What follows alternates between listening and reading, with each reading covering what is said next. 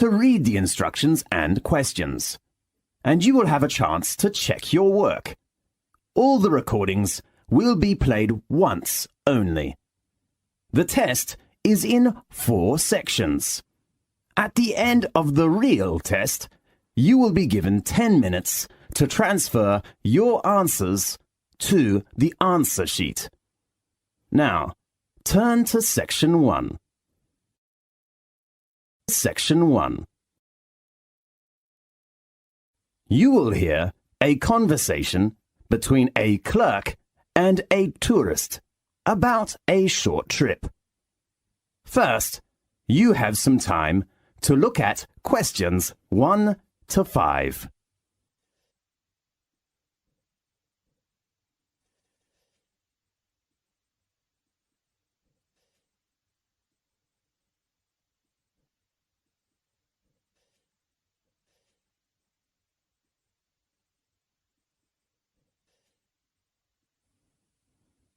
You will see there is an example that has been done for you. On this occasion only, the conversation relating to this will be played first. Good morning, wonderful travel agency. How can I help you? Good morning. I'd like to know about the information about your short trip. What's the name of the trip? Magic One Day. Right. Could you introduce me to the tour? Of course. The name of the trip is Magic One Day. So, Magic One Day has been written in the space. Now, we shall begin. You should answer the questions as you listen, because you will not hear the recording a second time. Listen carefully and answer questions 1 to 5. Good morning, wonderful travel agency. How can I help you? Good morning. I'd like to know about the information about your short trip. What's the name of the trip? Magic One Day. Right. Could you introduce me to the tour? Of course, and we will give you a 5% discount if you book the latest trip. Fine. When is the next one going? We have a trip every Saturday, which usually departs at 8 o'clock in the morning. And when will we come back? About 6 o'clock in the afternoon. Fine. How about the type of transportation? We like to keep our tours small, so we offer a coach or a minibus. That's great. So how many tourists are there in one group? Usually we take about 15 to 20 tourists, but you know, it is peak time now, so the number is up to 25 tourists. Well, that sounds good. So, how much is the tour price? As I said, I will give you a 5% discount, so the cost is £18 for each person. Great! Does it include lunch? No, but the guide fee has been included. Do I need to book a seat? Yes, at peak season, in order to ensure your position, seat reservation is needed, so the tourist has to reserve a seat at least 2 days before leaving.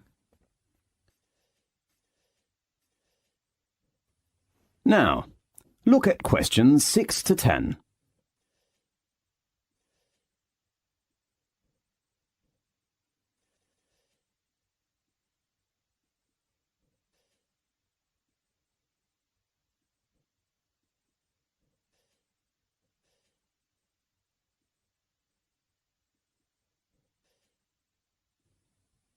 Now, listen to the tape and answer the questions 6 to 10. OK, and how about the deposit? You don't need to pay any fees in advance. Fine. How about payment? Cash or credit card? Because we collect money just before departing, the only payment we accept is cash. Fine. I see. That's okay. And let me confirm you with your customer reference number. Fine. That is FC864. Right, I'll write it down. How about other things do you want to know? Yes. I'd like to know what attractions we will visit during the tour. Well, let me check the time schedule. We will start at 8 o'clock and will arrive at Edinburgh about 10 o'clock. The first resort we will visit is Old Castles, the most famous Scottish castles. It is the home of the Scottish crown jewels, the oldest royal regalia in Britain. Well, may I take photos? Of course. I heard that the City Hall is a good place. Will we go there? The next tour does not include that place. OK. And then we will go on to St Giles's Cathedral, with 1,000 years of history. It is renowned for its stained glass, regal organ and beautiful thistle chapel. Great. Is it near to the zoo? Yes. After lunch you will visit Royal Palace. It is a good place to know about royal family's life, but it has a rule with no photo. Right. But you can pick some souvenirs in the local handicraft shops close to the palace. Great. And about 4 o'clock we will get to the Seabird Centre. Do you mean the aquarium? No, they are different places. OK. Does it have an animal performance? Sure, you can appreciate the play of dolphin and sea lion. It sounds good. About 6 o'clock we will return. If you need other information, please read our tour booklet. Fine. Thank you very much. You're welcome. Goodbye. Goodbye. This is the end of section 1. You now have half a minute to check your answers.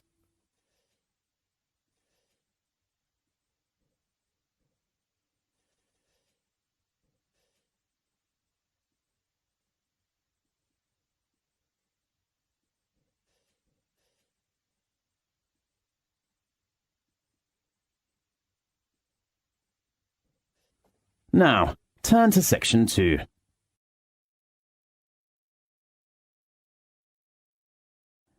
Section 2. You will hear a conversation between a doctor and a student. First, you have some time to look at questions 11 to 15.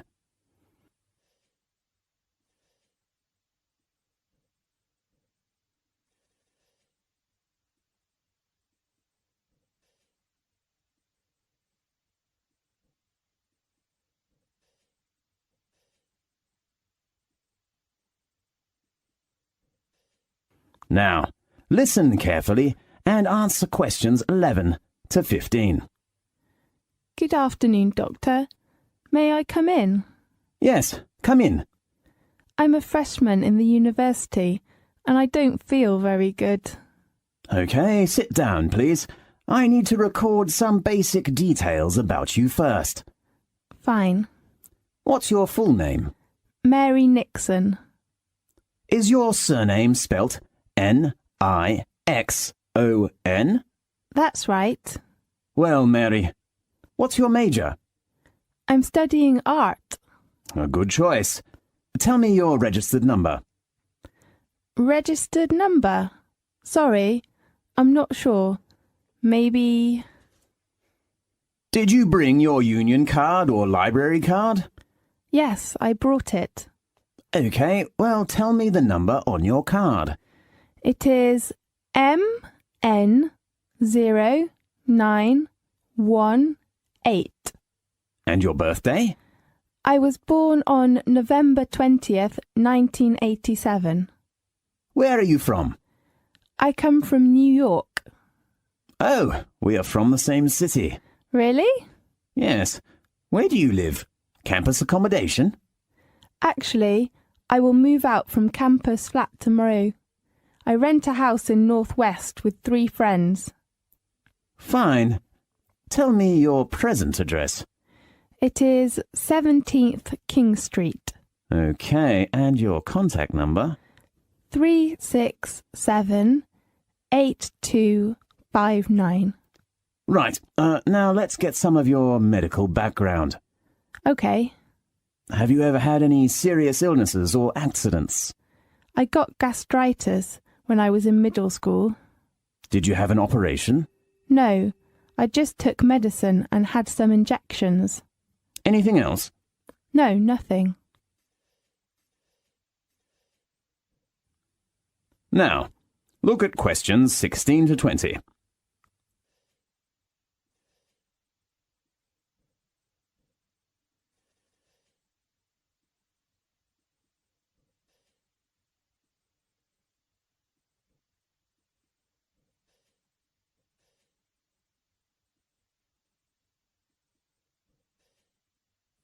Now listen to the tape and answer the questions 16 to 20.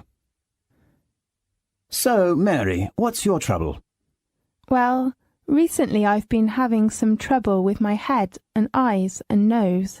Oh, no. I think I've got a terrible flu. Maybe or maybe not. Describe your problem specifically. Okay. Since last week I've been sneezing, and sometimes I can't stop, and even later I begin to feel dizzy. Do you get a fever? No. Did you attend any unusual activities during the last week? Let me think. No, nothing special. Yeah, I had camping last Monday. To where? Eastern Mountain. You know there are lots of beautiful flowers. We took many photos there. So your illness has lasted for 1 week? Yes, but sometimes I'm fine. I don't know why. Do you have any allergies? I remember I got allergic to mango when I was a child, but now I'm fine.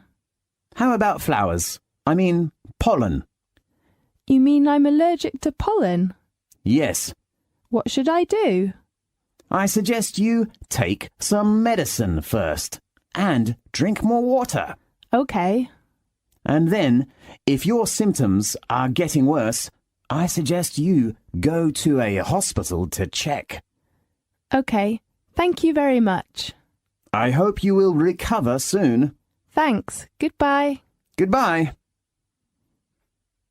This is the end of section 2. You now have half a minute to check your answers.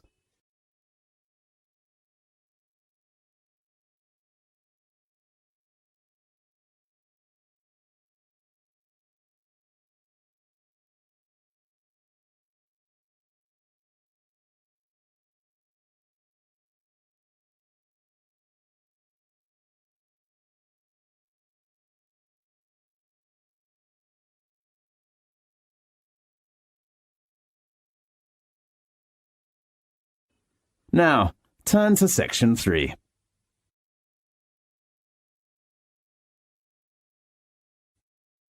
Section 3. You will hear a conversation between a new student and a lecturer. First, you have some time to look at questions 21 to 25.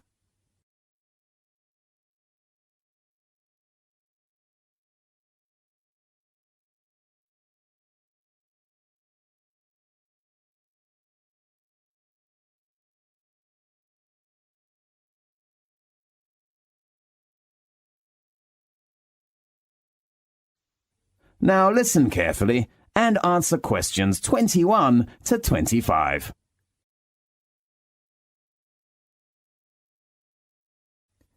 Good morning.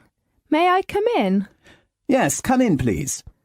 I'm a new student and I'm looking for the Office of Engineering faculty. Is this the right place? Yes, this is the Faculty of Engineering. How can I help you? I know there was an orientation meeting last Friday, but I didn't attend that meeting. So I'm wondering if someone could give me some information about, the campus life or course requirements or something like that. Yes. Sit down, please. Where shall we begin? Firstly, how many lectures do I have to attend every week? There are not too many lectures of postgraduate courses. Let me check. Oh, you have lectures on Monday, Wednesday, and Friday afternoon, from 2 p.m. to 4 p.m. How often do I have to attend seminars in a week? Well, there is only one group seminar on Thursday morning at 9 o'clock. You mean a group? Yes, How many people are there in one group? about 3 to 5. Fine. You will discuss about 20 minutes, and then the representative of your group will give a short presentation. A presentation? Right. Do all members in the group have a chance to give a presentation? Maybe. And then your subject advisor will give you a mark. A mark? Does that mean the representative's mark is all members' mark? That's right. How about attendance? The postgraduate attendance is only 70%, but a few students will be absent in our faculty. Fine. Should I choose the time? Because I have a part-time job. I am afraid not. You know, the postgraduate course is very intensive. We do not suggest that our students do any other jobs. Yes, I see. I will spend time on my course. Oh, how many modular courses are there in the coming academic year? You have 3 modular courses from September to June next year. Okay. Now, look at questions 26 to 30.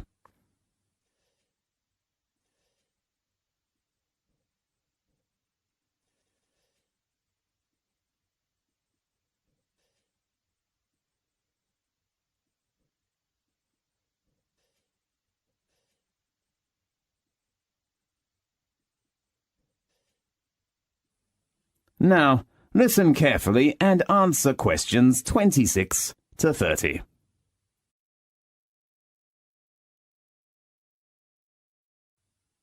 Anything else I can help you with? I'd like to know some information about the course assessment. Well, beside presentation, you will have an exam at the end of the term. An exam? What type of exam? It's an open book exam.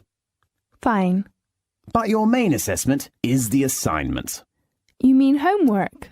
Yes, you will have to write an assignment with 6,000 to 7,000 words every month. 6,000 to 7,000? Yes. Oh, how about the topic? Your tutor will give you some advice on the topic based on some course handouts or reference books, but you have to narrow the topic by yourself. So can I choose the topic of essay by myself? Yes, of course. Great. You must pay attention to your essay deadline. All assignment work must be handed in before the deadline your tutor gives you. When should I visit my tutor? You should check your tutor's name and contact number on our website. Fine. Do you have a library card? No, I have not applied for one. I think you should register for a library card first, because you need it when you borrow reference books from the library. Okay, I will apply for one tomorrow morning. Anything else? The last thing is, how can I get my username and password for our university's website? First, you should go to the computer centre to register, and then they will give you a username and password. That's fine. Thanks for your introduction. You are welcome. See you later. See you. This is the end of section 3. You now have half a minute to check your answers.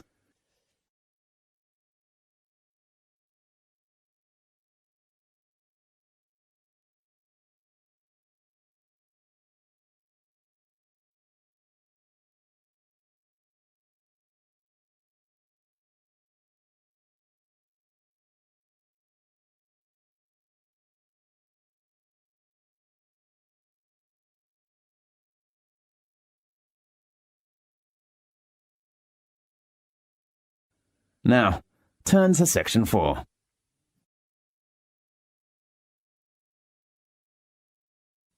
Section 4. You will hear a lecture about an animal living in South America. First, you have some time to look at questions 31 to 40.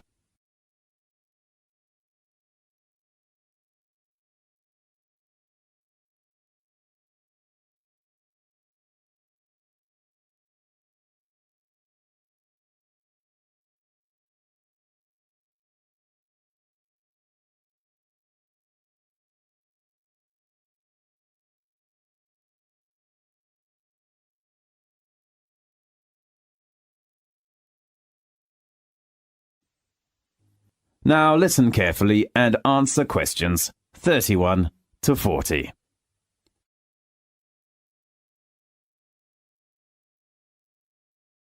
Welcome to Magic Animal Time. Today I'd like to give you an introduction to a magic animal called sloth. Native to Central and South American rainforests, the sloth is the slowest animal on Earth. It needs 12 seconds to finish one step, even slower than a tortoise.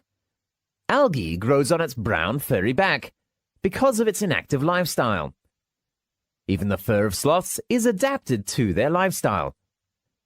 Sloths usually hang upside down, so their stiff, wiry fur grows differently from the coats of most mammals. Horses' hair, for example, grows from the back, so rainwater will run off. Below this tough top layer, a dense downy layer of hair provides additional protection from pesky insects.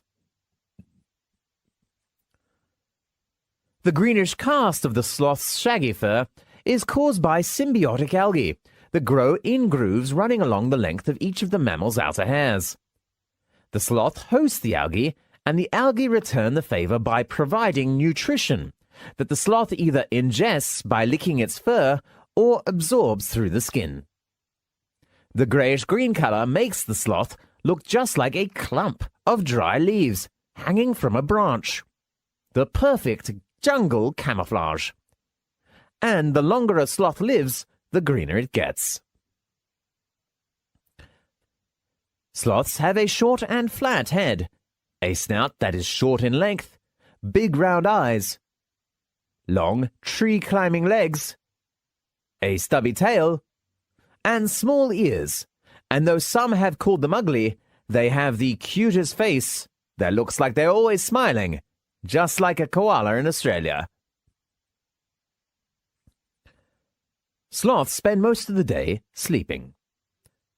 Curling up in a tree notch or hanging from a branch with all four legs closed together, their heads tucked between their front legs. People seldom see them much move, even when they are awake. Only at feeding time, sloths move more slowly and carefully, hand over and through the treetops, searching for leaves, fruits, and twigs. They even mate and give birth while suspended from their long, curved claws. Sometimes a sloth will die, hanging upside down from a tree limb, and remain so after death until they decompose or are forcibly removed. Why do sloths have such an unusual lifestyle? It's the strategy they evolved to survive as tree-dwelling plant eaters in a place with many predators. Most domestic herbivores, such as cattle, horse, and sheep, graze all day long. Because they feed on nutrient-poor vegetation, they must eat almost constantly. Sloths are also classified as herbivores, and their diets are also low in nutrition. But rather than munching all day long, they have become masters at conserving energy.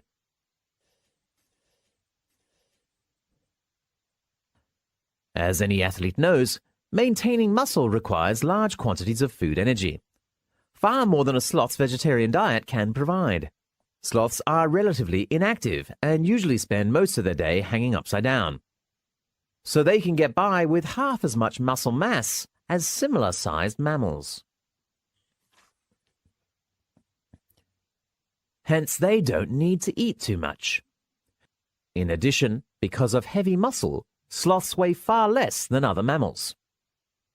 This makes it possible for them to climb on thin branches high in the tropical forest canopy, where they can more easily find food and avoid heftier predators.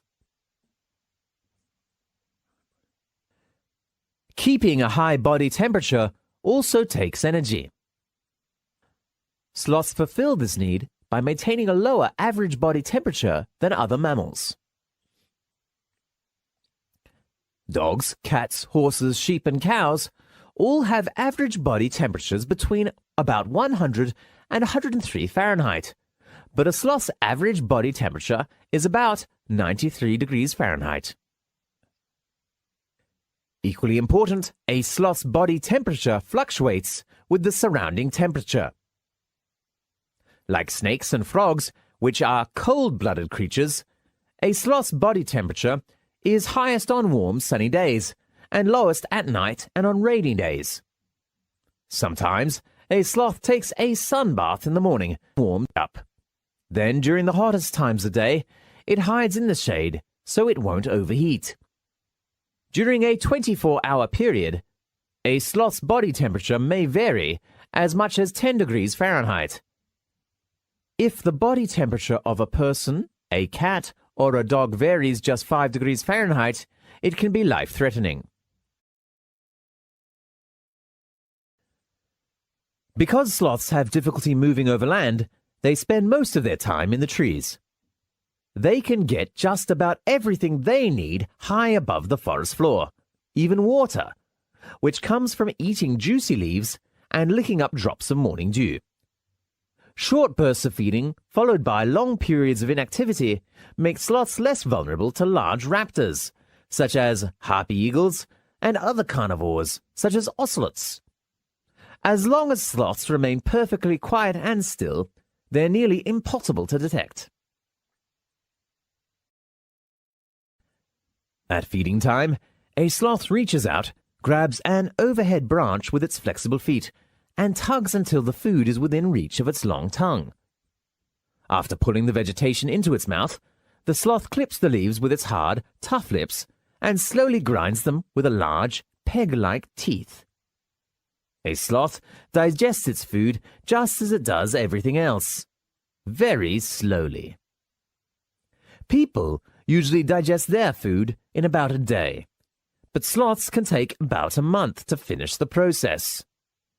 As soon as a sloth swallows a mouthful of pulverized plants, the bacteria in its stomach and intestines begin breaking down the food.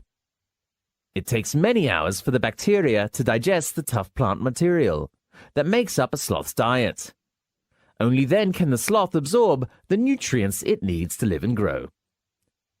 So, do you have a new understanding about the slow but not lazy animal? Next week, we will talk about... This is the end of section 4. You now have half a minute to check your answers.